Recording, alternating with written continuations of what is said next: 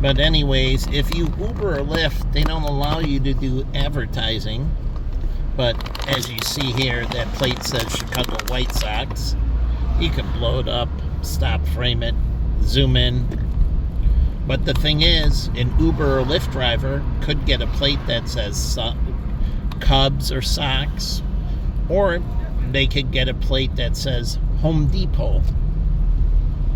Truly, home and then DP for Home Depot.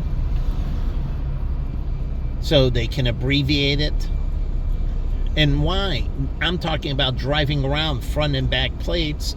Or you could put on, maybe, I don't know if they allow bumper stickers. Because as you see the cabbies over here, see that big signage on top? Well, Uber and Lyft are not allowed to do that. So how do you do it within their code? Monogram license plates. And then the license plate holder can say the Chicago Cubs or Chicago White Sox too. The holder, then the plate. And that's a thing of advertising. It can even put on the license plate holder Chicago Cubs hashtag tickets. So they can be creative on how they advertise, like on the livery drivers. You don't want to take away of the private black car, but you want them to be able to earn extra cash. And so you have to do things that are appropriate. But again, this is appropriate. And I don't know if they're allowed to hand out cards. Like they can hand out a card if Uber would allow it, or Lyft, that here you go, here's a card, 10% off your next Subway purchase. Truly, it's not any poster or anything else, and they just hand them the card, and the card gives them 10% off or 20% off the next visit.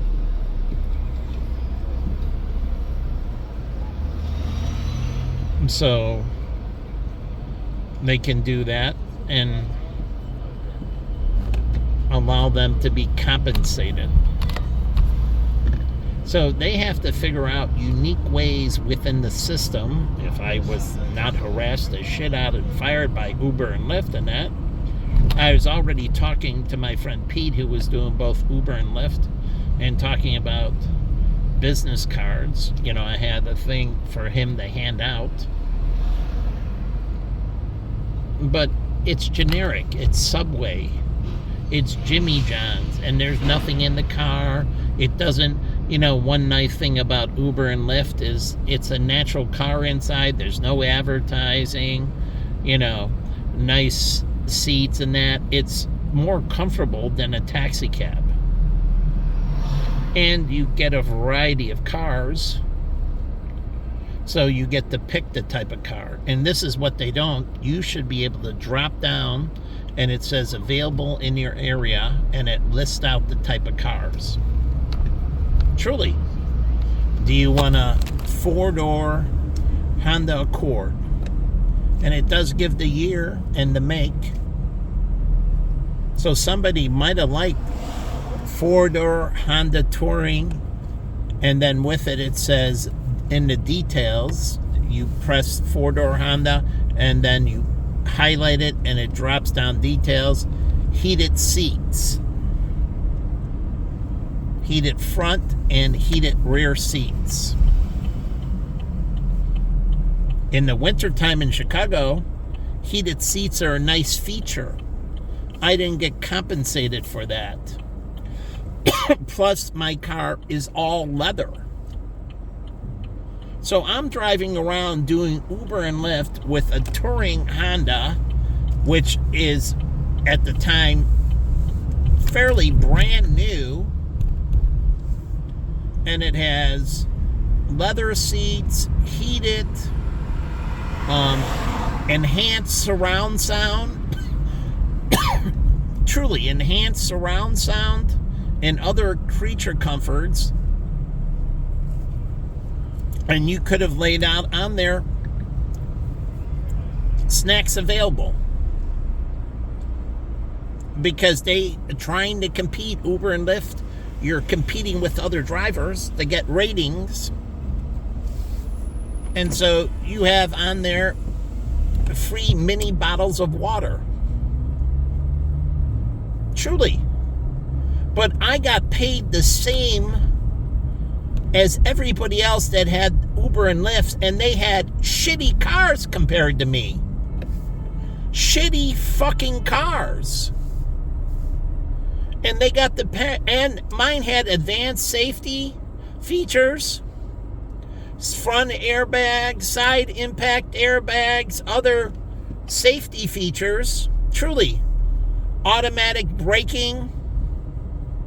So collision avoidance system. Truly. And so it had advanced safety features. And I don't get credit for anything. I get the same fare as some fucker driving some, low-level car, which what they allow, the base car. And it's like, you gotta be kidding me. That, hold it, I get paid the same as him? They have to break it out by vehicle. And you go and you're like, okay, I'll take that. And then it gives you a corresponding rate. Because they have to put in the IRS per mile wear and tear. And that rate goes by the type of car. So if you have a more expensive car, you get a more wear and tear deductible. I didn't get anything. They fucked me on Uber, Lyft, and Via. Treating me like everybody else. All those other drivers suck. And so I had all this stuff that I did, comparison to them, and I got paid the same. Talk about getting fucked. Not same. And they treat me and the environment, especially mine's a hybrid. So if somebody is socially conscious, and it dropped down socially conscious, and somebody might want an all-electric or might want a hybrid over a gas car. And they should have electrics, hybrids, gas. So you get to choose in this category what car, and it tells you right next to it, available right now. In your area, they know with GPS, they know who's available, who's booked. And you look over and you're like, well, or you can reserve it. Maybe you don't need it now and you want that car in 30 minutes or an hour. And they know how long the ride fares, say, so somebody has to pay a convenience fee for booking in advance. But they get that fee. Truly, a booking fee. A reservation. So again, they got to build out their system. It is so fucking unfair. It's like the city of Chicago. All the taxis charge the same rate. And I get in the taxis that suck. And then I get that smaller taxi. It doesn't eat much. Then I get a bigger taxi that has more room, more convenience, leg room in that. And then they're eating more miles per gallon, more wear and tear. And they get the same rate as some other taxi driver. I mean, the system is so effed. And what does the system cater to? The people who are going to give you the fucking bare minimum, meaning cheat the system, and they're not going to maintain their car, they're not going to clean the inside and outside. I wash the car inside and outside every day. And that should be a category. Maintenance. And it should have the Carfax, but also how often you get it washed. So they know the car was just cleaned and you put in your car wash right in it. And it verifies it through the car wash. That way they can't lie. So I do all kinds of things, wash my car regularly, inside and out, every day I drive. And then I do a sanitizer. And I do all of this. And I get paid the same as any freaking Uber or Lyft driver who don't do any of it. I mean, it's ridiculous. It's like getting a girlfriend like Jen. Resumes matter. Graduated, upper class from University of Illinois. Was a rising star with Ernst & Young. And, played classical violin. And truly, you're laying out your resume. These are things why somebody would date you. They don't tell you this on Coffee Meets Bagel and that. You can't. But they can integrate into it your LinkedIn profile. Yeah. I want a dating site that integrates their LinkedIn profile. And it doesn't show their name in that, but it gives the breakdown of their LinkedIn profile. Show me a dating site that has their LinkedIn profile. Or their Facebook business page. But it wants them to build out their resume.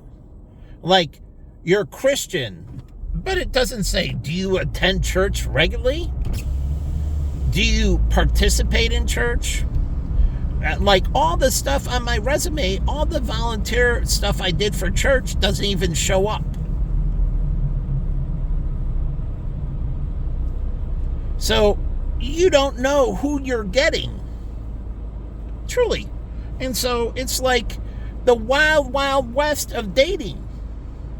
I wanted to get out. The whole point of dating apps is to take the guesswork out. That you're going to sit down with somebody that you actually know. Like model photo shoots. They have this, my bust size is this, waist size is that.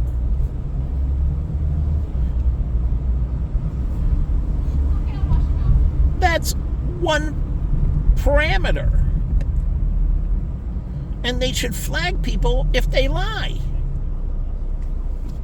Truly, if you're caught, you can report to the dating site like my friend Todd. Some girl he went on a date with, met her, and she was incredibly overweight. And she lied and said she was thin and everything else. And he's like, I should sue the girl. He saw me at Whole Foods. I'm like, hey, what's going on? He's like, I just went on a date. And I get there, and this girl, and Todd likes bigger girls, but more athletic big. He does. But this girl was extremely big. And he told her at the date, he said, I'm not moving forward. You lied to me, and you look nowhere like your photo, and you're way overweight. And you didn't disclose that to me. On my Coffee Meets Bagel and that, I told the truth about my weight and everything on every dating site. And then people lie about their age. Like a friend Dean, not last name, he lied to his wife about his age. And she only went out with him because she thought he was younger. She said that she wouldn't go out with him coming through him, his own words that she said to him, if she knew that at the beginning, she would have never went out on a date with him. And then he encouraged me to using that, and I said, no way am I lying about my age. And, that's point of annulment. When they find out you lie, that's a breach of contract. But since she was so far in the relationship, she decided, because she was already embedded. And this is what they hope when they lie. And I did tell them that it was bullshit in that way. Because what they want to do is get you in. This is a bait and switch. And they know it once you're anchored. And then they disclose on the back end, and you're already intimate, and you're already in the relationship, and you're like, what is a few years? But they allow people to do this, and it's ridiculous. So I want to create better dating sites and better understanding. And they should discard, if you have felonies, you have to disclose that. Or if you have serious misdemeanors for violent crime or anything, you got to disclose that. Dating sites have to do their background checks and force them. Certain things need to be disclosed, and it says violent crime, serious violent misdemeanors. People can make choices. They look at the rest of it, and then they can put on it, went to anger management class, and they can, and anger management classes like went to Celebrate Recovery. And then Celebrate Recovery has to have a log, because the one thing they wanted, and AA doesn't have a check-in in that, and do you know a judge wants to know? Your probation officer wants to know? And they don't have a check-in? I learned that in Arizona. For the judge wanted to know if I was going to Alcoholics Anonymous, and they wanted a ledger of all the times I attended meetings. But they don't do that, and they have to in the Narcotics Anonymous, Alcoholics Anonymous, so people can't lie. And if you've ever violated and lapsed, it has to be in there on your immutable record that you were an Alcoholic Anonymous and you relapsed once or you relapsed twice. And they need to start taking breathalyzers at meetings. And breathalyzers can determine drug use as well. As I found out when I was in rehab, and this is, you think things are weird, the truth is even weirder. And one of my friends that, I became friends with him, he owned a glass company in Tucson, private business, and he was going to rehab, and he told me that they would go in the bathroom during breaks and do drugs. And my counselor never noticed that they were amped. And I'm like, you're in rehab and doing drugs, and this is a outpatient situation. They couldn't even wait till they got out of rehab, because the other guys, they didn't know each other, and one brought in and asked them, hey, you want to do something? And it was outpatient, and they go in the bathroom and do some drugs during break. Rehab promoting drugs?